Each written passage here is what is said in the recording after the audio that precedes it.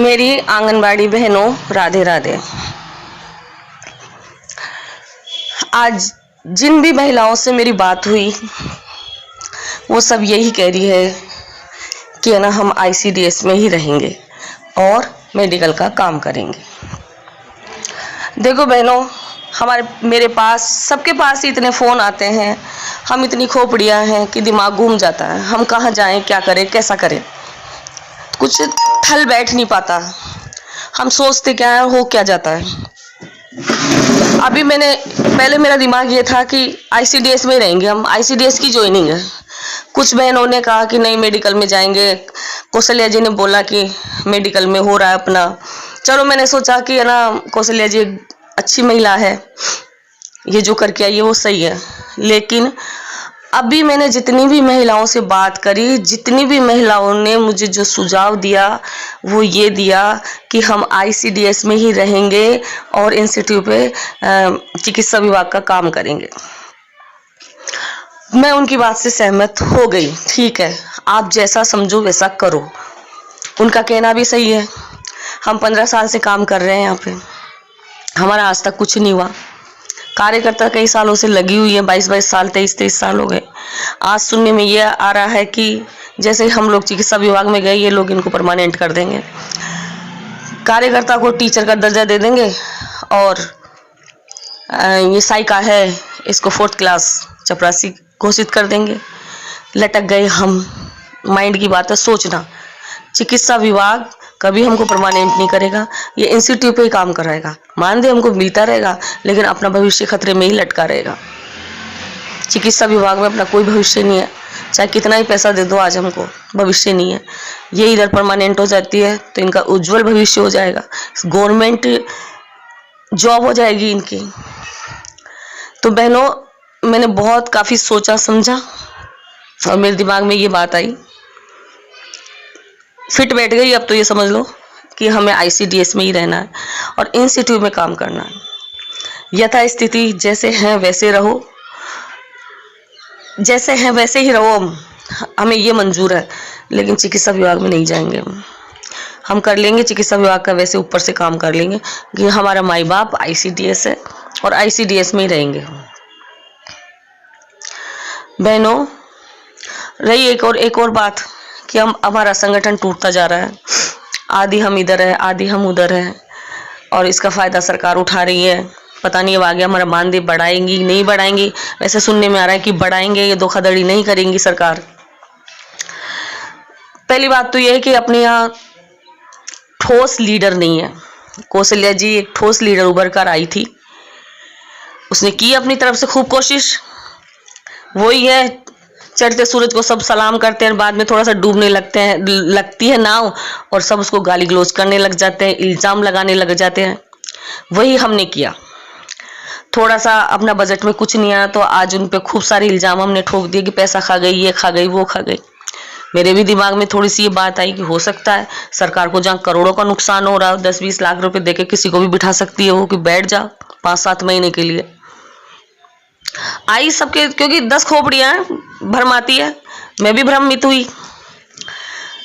तो मेरी बहनों, मैं ये कहना चाहती हूँ कि एक बार तुम काम करके दिखाओ मुझे, कैसे काम किया जाता है, कैसे ऑफिसों में जाया जाता है, कैसे भाग दौड़ की जाती है। मैं 15 साल हो गई, मुझे मालूम है ये सब कि सरकार से पैसा निकलवाना कितना मुश्किल है। 100 रुपये बढ़ाए, 200 रुपये बढ़ाए, आज 15 साल में 2700 रुपये मात्र हुए हमारे। तो बहनों, ऐसा मत करो। जो हमारे लिए काम कर रही है, आज किसी की हिम्मत नहीं, कोई दिखे कौशल्या जैसी बन के तो बताती मुझे। अब क्या हो रहा है कि हमें टुकड़ों में बांटा जा रहा है। निर्मला जी और कोई ले लो, निर्मला जी भी काम कर रही है अपने लिए, ठीक है, वो भी काम कर रही है, वो भी लाठी चाय से इधर से पड़े, उधर से पड़े, उधर से पड़े, पढ़ रही है एक ही जगह है। लेकिन बात होती है बहुमत की। बहुमत, एकता में शक्ति होती है। हम 10 संगठनों में मत बटो। कौशल्या जी ने एक संगठन खड़ा किया है, दोनों बहनों ने किया है ये संगठन खड़ा, तो हम दोनों के लिए ही काम करेंगे। देखो, एक बहुत पुरानी बात और मैं बताती हूँ। उस जमाने में 2007 की बात है, एक व्यक्ति आया हमारे लिए लड़ने के लिए, उसने संगठन खड़ा करा। हम जानते नहीं थे संगठन क्या होता है और अपने हक के लिए लड़ना क्या होता है। 500 रुपये में काम कर रहे थे। उन्होंने पूछा तुम्हें ये बहुत कम नहीं लगते? हमने कहा साहब कम तो बहुत लगते हैं, तो तुम अपने हक के लिए लड़ना नहीं चाहोगी, ये मानदेय बढ़ाना नहीं चाहोगी? मैं कि चाहेंगे, तो आप सब मेरे से जुड़ो, मैं आपके लिए लड़ूंगा। वो लड़े, हमारे लिए भी लड़े, कार्यकर्ताओं के लिए भी उन्होंने काम किया, कार्यकर्ताओं के लिए भी लड़े। कार्यकर्ता उस जमाने में 1600 रुपये में कलम घिस रही थी और साई का 700 रुपये में। आशा, नई सोच की आशा आई, पढ़ी लिखी आशा आई, कार्यकर्ताओं से कहीं ज्यादा। वो अपने हक की मांग करने लगी और एक आशा को बुलाते दौड़ते दौड़ते पूरी आशाएं वहां खड़ी हो जाती थी उनके पास जाके। आशाओं की भयंकर भीड़ होती थी। सरकार देख, ठीक है, सरकार ने भी बढ़ाया पैसा अपना। बीच में थोड़ा सा क्या हुआ, वो शख्स है जो कार्यकर्ताओं पे ज्यादा ध्यान देने लगा और आशाओं पे कम ध्यान देने लगा। हाईलाइट उसी ने किया आशाओं को, सब जगह उन्होंने साथ दिया, उन्होंने किया सब कुछ। थोड़ा सा उन्होंने कार्यकर्ताओं पे क्या ध्यान दे दिया, सारी आशाओं ने उन पे इल्जाम लगाना शुरू कर दिया कि ये तो ऐसा है, ये तो पैसा खाता है, ये हम पे ध्यान नहीं देता, राजनीति करता है, अपनी चमकाने पे लगा हुआ है, ये करने पे लगा हुआ है, वो करने पे लगा। उनको भी गद्दी से उतार दिया, जबकि वो अनुभवी बहुत अच्छे लीडर थे, वो उन पे भी केस लगे थे। हमने रिक्शा चलाया था, ये क्या सिविल लाइन आके वसुंधरा के बंगले के पास आके पूरी आशाएं बैठ गई थी उनके साथ। 6 जनों पे केस लगा था और शायद आज भी चल रहा होगा। क्यों? कोई पर्सनल काम था उनका? पर्सनल नहीं था, वो हमारे लिए लड़ रहे थे। आज ने हमने उनको सबको बुरा बना के नीचे उतार दिया। फिर हमारी और कई संगठन बने हमारे, कोई नहीं चला। देवली से भी बना संगठन, कोई नहीं चला। वो भैया थोड़ा बहुत काम करे, उनको भी ना पैसे खाने वाला बताकर उनको भी उतार दिया। ठीक है, फिर भी वो काम करे। देखो, निस्वार्थ काम कोई नहीं करता है, फ्री फोकट में काम कोई नहीं करता है। किसी को राजनीति में जाना होता है तो किसी के पैसे कमाने होते हैं। कोई अपने लिए फ्री में नहीं बैठा है कि जो भाग दौड़ करेगा। सबका एक स्वार्थ होता है। ठीक है, तो अगर कोई निस्वार्थ ही सेवा करता रहेगा तो उसका अपना भी तो पेट है। कोई फ्री फोकट में हमारे लिए क्यों भाग दौड़ करेगा? ये सोचने वाली बात है। बहनों, अब मेरा कहना यह है कि हमें दो तो कौशल्या जी हो गई, कौशल्या जी, निर्मला जी हो गई। ठीक, अब हमें चाहिए अनुभवी और जो सरकार के नजदीक हो। ऐसा लीडर चुनो जो बहुत कुछ जानता हो, सरकार के नजदीक हो, हमारा काम करा सके। जैसे अभी कुछ बहनें सस्पेंड हो गई, लेंगे कोई भाग दौड़ करने वाला भी तो चाहिए ना, उनके साथ जाने वाला भी तो चाहिए।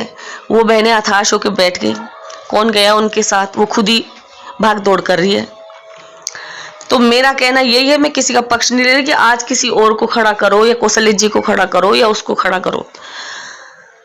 थोड़ी सी भी गलती होती है बहनों, ले चप्पल लो, आप लोग तैयार हो जाते हो। ये नहीं देखते कि वो हमारे लिए लड़ रही है, वो आदमी लड़ रहा है हमारे लिए। क्यों लड़ रहा है भाई? उसका कोई निजी स्वार्थ तो थोड़ी ना है, हम सबके लिए लड़ रहा है। उसकी उतार देते हैं हम फट से, पूरा उतार के नीचे पटक देते हैं उसको। तो सोचने वाली बात है बहनों, सोचो समझो और किसी को बुरा भला मत कहो। आज कौशल्या जी के लिए बोल दिया, कल निर्मला जी के लिए बोल दिया, उससे पहले हमने बुनकर जी को बुरा भला कह दिया। जबकि आज वही हमारी बहनों को जहां हटाया गया है वही भाग दौड़ कर रहा है। वही शख्स आशाओं की जो एनएम में भर्ती निकली है, उन आशाओं को साथ ले लेके जा रहा है। मैं बुनकर जी की वो तारीफ हुई या उनका कोई सिफारिश नहीं कर रही हूँ कि आप उनको लो। एक बात बता रही हूँ, जो हमारे लिए लड़ सके, भाग दौड़ कर सके और तुम्हारा बुरा भला भी सुन सके, ऐसे शख्स की जरूरत है। चाहे से वो कौशल्या जी हो, चाहे वो निर्मला जी हो, चाहे वो बुनकर जी हो। अब फैसला आप लोगों के हाथ में है कि इस संगठन को एक कर दो। तीनों में से किसी भी एक लीडर को लेके एक कर दो, तीनों एक हो जाओ और 55,000 आशाएं एक हो जाओ। फिर देखते हैं कोई माई का लाला में रोक सकता है क्या। तो बहनों, मेरी बात सुनो, समझो और फिर फैसला लो। कुछ बहनें आईसीडीएस में ही रहना चाहती है, आईसीडीएस में ही रहो। मुझे पहले भरमा दिया गया था, मेरा खोपड़ा काम नहीं कर रहा था, और अब मैंने खूब विचार किया, तो बहनों मेरा तो यही मानना है कि अब पक्का मैंने सोच लिया ICDS में ही रहूँ।